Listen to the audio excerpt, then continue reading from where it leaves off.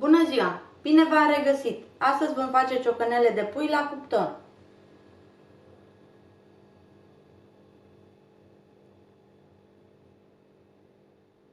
Pentru preparare ne trebuie 1 kg 300 de grame de ciocanele de pui, o linguriță cu boia dulce, 2 lingurițe cu usturoi pudră, jumătate de linguriță de cimbru, sare, piper și 2 linguri cu ulei. Prima dată amestecăm ingredientele. Peste boia punem sarea, piperul, cimbrul, usturoiul pudră. Amestecăm puțin.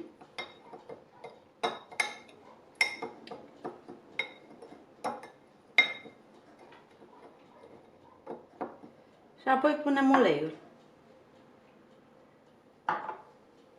Și amestecăm bine.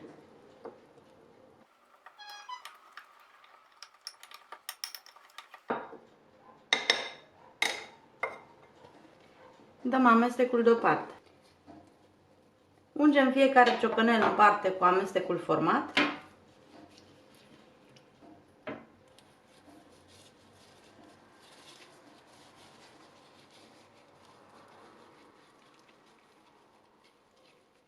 Și apoi îl punem într-o tavă tapetată cu hârtie de copt.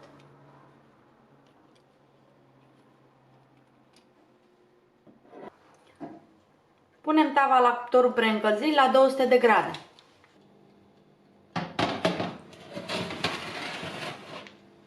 După 30 de minute întoarcem ciocanelele.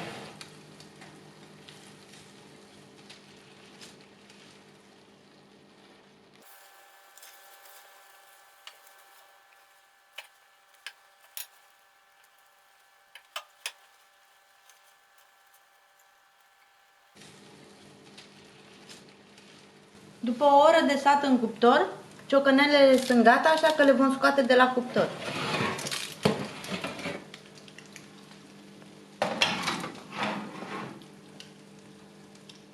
Le lăsăm să se răcorească, apoi le putem servi.